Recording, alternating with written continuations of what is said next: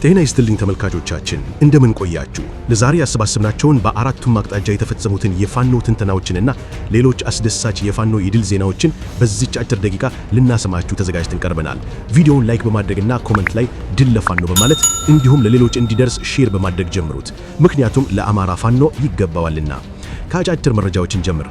አማራ ፋኖ ብሔራዊ ንቅናቄ ቴዎድሮስ እዝና አሳምነው እዝ በጋራ በመሆን በአንድ ውጊያ በጠላት ላይ ጥቃት ፈጸሙ። ዝርዝር መረጃ አለን፣ ተከታተሉ። የብልጽግናው አየር ወለድ ሰራዊት አባላቱ በጀግናው ራምቦ ክፍለ ጦር አራተኛ ደሴው ሸለቃ በተፈጸመበት የደፈጣ ጥቃት ሲደመሰስ አራት ያገዛዙ ሰራዊት አባላት ፋኖን ተቀላቅለዋል። ዝርዝሩን ተከታተሉ። በቂሊንጦ ማረሚያ ቤት በአማራ የፖለቲካ እስረኞች ላይ የተቀነባበረ ጥቃት ተፈጸመ። ቁጥራቸው የማይታወቅ እስረኞች ተሰወሩ። ዝርዝሩን ተከታተሉ።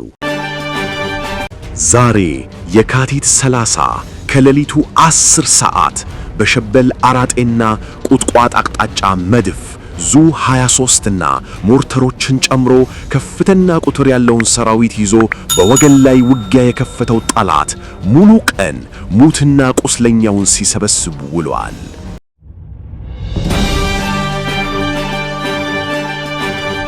የብልጽግናው አየር ወለድ ሰራዊት አባላቱ በጀግናው ራምቦ ክፍለ ጦር አራተኛ ደሴው ሸለቃ በተፈጸመበት የደፈጣ ጥቃት ሲደመሰስ አራት የአገዛዙ ሰራዊት አባላት ፋኖን ተቀላቅለዋል።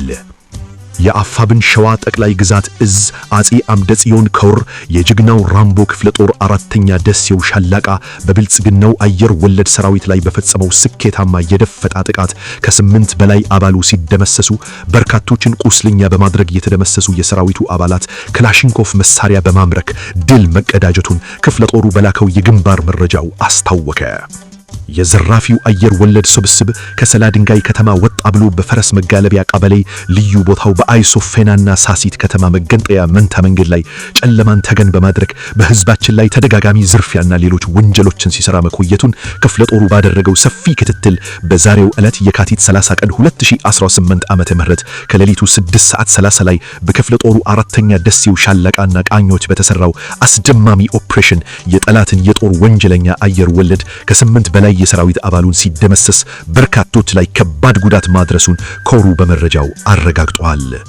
ይህ በእንዲህ እንዳለ የአገዛዙ ወታደሮች በየቀኑ ፋኖን እየተቀላቀሉ ሲሆን በዛሬው ዕለትም 404ኛ አየር ወለድ ክፍለ ጦር አባላት የአጼ አምደ ጽዮን ኮር የራምቦ ክፍለ ጦርን በሰላም ሲቀላቀሉ ክፍለ ጦሩን በአስተማማኝ ደህንነት ዋስትና አቀባበል ማድረጉን ክፍለ ጦሩ ለኮሩ ሚዲያና ኮሙኒኬሽን ክፍል በላከው የግንባር መረጃው ገልጿል። በአፋብን ዘመቻ መምሪያ ኃላፊ አርበኛ ባዩ አለበቸው የተመራው ውጊያ በሸበል በረንታ ዛሬ ለየካቲት 30 ከሌሊት 10 ሰዓት በሸበል አራጤና ቁጥቋጥ አቅጣጫ መድፍ ዙ 23 እና ሞርተሮችን ጨምሮ ከፍተኛ ቁጥር ያለውን ሰራዊት ይዞ በወገን ላይ ውጊያ የከፈተው ጠላት ሙሉ ቀን ሙትና ቁስለኛውን ሲሰበሰቡ ውለዋል። በጠላት 6ኛ እዝ ምክትል አዛዥ ጀነራል ለጋሮ የተመራውና ሰፊ ዝግጅት የተደረገበት የጠላት ማጥቃት በእነማይ ለምጨን አካባቢ በርካታ የመድፍ አራሮችን በመወርወር በሸበል አራጤና ቁጥቋጦም ብዙ የመድፍና የሞርተር ቅንቡላዎችን በማስወንጨፍ የወገንን ይዞታ ለማስለቀቅ ያደረገው ጥረት አልተሳካለትም። የአፋብን አሳምነው እዝ አጼ ዘርያቆብ አንድ ኮርናደው ክፍለ ጦር ቀኛዝማች ይታገሱ ሻለቃና በፍቃዱ በላይ ክፍለ ጦር የአፋብን ቴዎድሮስ እዝ 64ኛ ክፍለ ጦር በጋራ የፈጸሙትን የመከላከልና የመልሶ ማጥቃት ውጊያ የአፋብን ዘመቻ መምሪያ ኃላፊ አርበኛ ባዩ አለበቸው በግንባር የመራው ሲሆን በጠላት በኩል 28 እግረኛ ሰራዊት ሲደመሰስ 13 ደግሞ ከባድ ቁስለኛ ሆነዋል። ከሌሊቱ 10 ሰዓት እስከ ምሽቱ 12:30 ሰዓት ድረስ በወሰደው አውደ ውጊያ ጠላት በሞርተር በመድፍ እና በዙ 23 ባደረገው ደመነፍሳዊ ከፍተኛ ድብደባ የአርሶ አደር መኖሪያ ቤቶችና የቤት እንስሳት ላይ ከፍተኛ ጉዳት ከማድረሱ በስተቀር በወገን ኃይል ላይ አንዳችም ጉዳት አላደረሰም። በመጨረሻም ጠላት በሰው ኃይልና በሜካናይዝድ ርብርብ ጨለማን ተገን በማድረግ አስከሬኑን ለቅሞ ወደ ቢቸና ከተማ ገብቷል።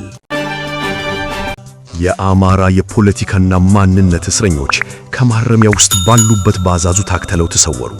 በቂሊንጦ ማረሚያ ቤት በአማራ የፖለቲካና የህሊና እስረኞች ላይ ሰብአዊነት የጎደለው ድብደባና ማሰቃየት ሲፈጸም ዋሉ ተሰማ። የብልጽግናው አገዛዝ እስር ቤቱን ተጠቅሞ በንጹሃን ላይ እያደረሰ ያለው ግፍ አዲስ ምዕራፍ መያዙን ከአካባቢው የደረሰን መረጃ ያመለክታል። መረጃዎች እንደሚያመለክቱት ጥቃቱ የተጀመረው የካቲት 26 ቀን የ2018 ዓመተ ምህረት የፖለቲካ እስረኛው አቶ እስክንድር ሽፈራው ንብረትና መድኃኒት ዘመቻ መሪውንና ኦፕሬተሩን ጨምሮ የ11ኛ እዝ የብልጽግና መከላከያ ሰራዊት አባላቶች ፋኖን ተቀላቀሉ። በጀነራል አድማሱ ዓለሙና ጀነራል ዘውዱ ሰጣርጌ የሚመራው 11ኛ እዝ 203ኛ ኮር 83ኛ ክፍለ ጦር የሻለቃ ዘመቻውንና ኦፕሬተሩን ጨምሮ መቶ አዛዡና የሻለቃ ስታፍ ጠርናፊው በአጠቃላይ 4 አባላቶች ከነሙሉ ትጥቃቸው ምኒልክ እዝ ልዩ ዘመቻን ተቀላቅለዋል። አመራሮቹም አቀባበል አድርገውላቸዋል።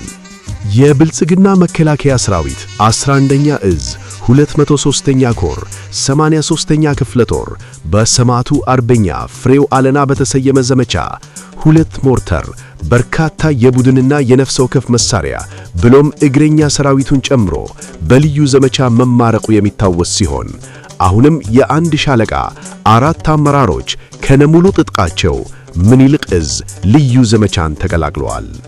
በቀጣይም ልዩ ዘመቻ መመሪያው ኮብልለው የሚመጡ የሰራዊቱን አባላቶች ለመቀበል ቅድመ ዝግጅቱን ጨርሶ መቀመጡን አስታውቀዋል።